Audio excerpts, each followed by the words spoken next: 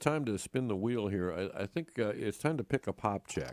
And we always look forward to our Friday, and we got the wheel I fixed. got one in mind. I'm hoping it'll be. I'm It's- hoping it'll oh. be. Hoping it'll be Lisa It's Popcak. Lisa. In fact, There it we is go. Lisa Popcak. Right, all right. Yay. And I hope she talks, and we'll bring her on the line right now, but I hope she talks about, these kids are coming back to school, and their attitudes change a bit, and I don't know, if you've been hearing from folks about that or not, but good morning, Lisa. Good morning, Lisa. Good morning, Lisa. guys. Thanks for hoping it was me. I'm always glad to be with you guys. And We boy, always are hope the you wheel right. comes up with Yeah, you. don't tell the rest of them, but we're always hoping it comes up. I No, we won't. love them all. We love your entire family, but particularly as Mr. Thank you Finn, so much. Mr. Finn said, given where we're at, the school year is underway.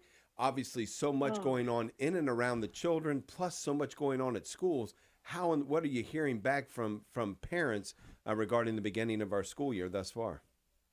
We're hearing screams for help. That's what we're hearing. Yeah. Either on More to Life every day, on our Catholic Home app, in our pastoral counseling practice, parents have hit the wall. And I think Yeah. it's a little quicker this year than usual, but it's very present. The pencils aren't sharp anymore. The notebooks are getting torn up, and the kids are exhausted already. And they're coming home so dysregulated. We're hearing more tantrums, more anger, more lack of cooperation, more tears.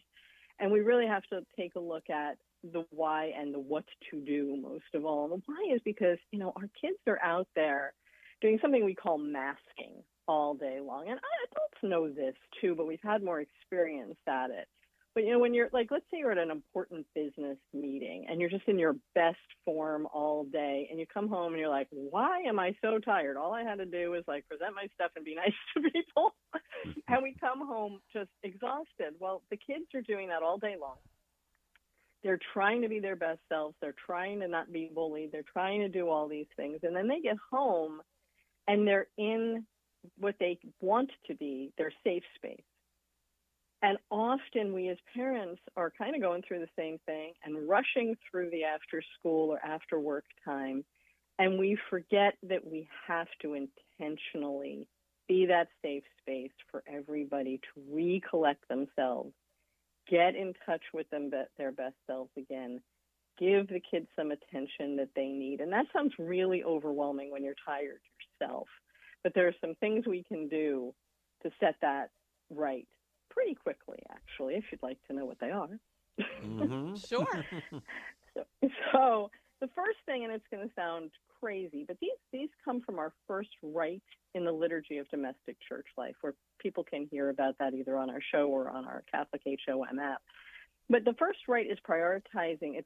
It's the rite of Christian relationship, and the first thing we have to do is prioritize some family time.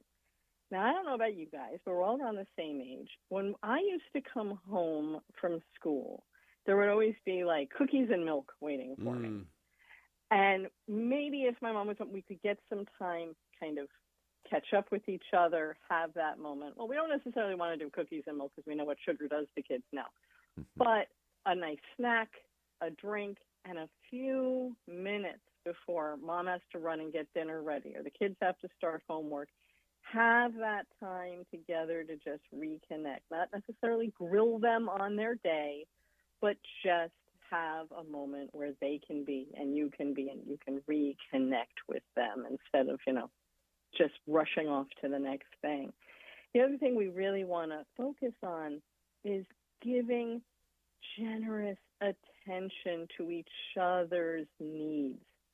We really want to make sure that we're not just rushing around, not making eye contact, not taking care of each other, but asking each other either the night before or in the morning before you leave, what can I do to make your day a little easier today? How can we make the day when we all get home a little bit more pleasant? And this is a good thing to do before you go to bed at night, because in the morning we're all so rushed trying to get to our places that we don't really have time to do that. But if we know what to expect and how to be a little bit more caretaking of each other, the kids to parents and the parents to each of the kids, it sets the tone for what to expect, and it lessens those chances of explosions and tears and anger.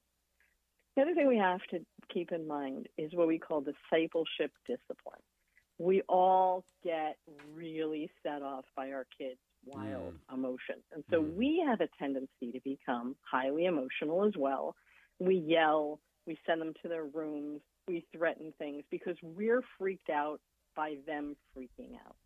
And if we can reset our minds to say, how can I teach my child to meet this intention that they have, whatever it is, and that's figuring that out with them? Do they want more attention? Do they need a break from something? Do they need help getting through their homework and the rest of the night?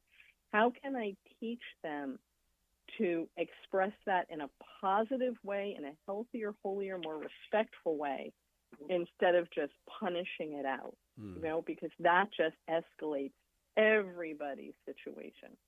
So if we can do these things that allow us to put into place how we all want to be with each other after school, after work, that starts to make things easier for everyone. And then to top it all off, let's remember the last part of the rite of Christian relationship is generous affection and affirmation.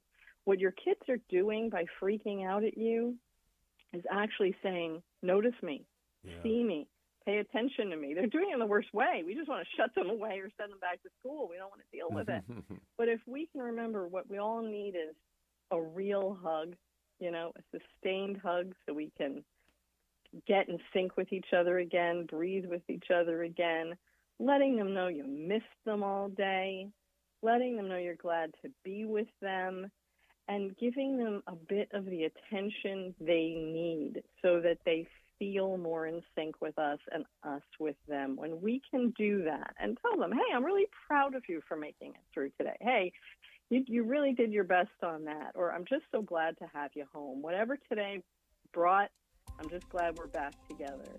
And I think we know from all the things that have gone on in the world that that's what we're told to do. Just hug our kids, keep them closer, and let them know we love them. And when we do that, our nights and our weekends go a whole lot better. And always good to remember, think back to being in school yourself and then recollect that and then remember theirs is nothing like ours was. Nothing. Yeah. There are so many pressures and so much more difficulty associated with schooling today. So I still want the milk and cookies. Yeah, yeah, right.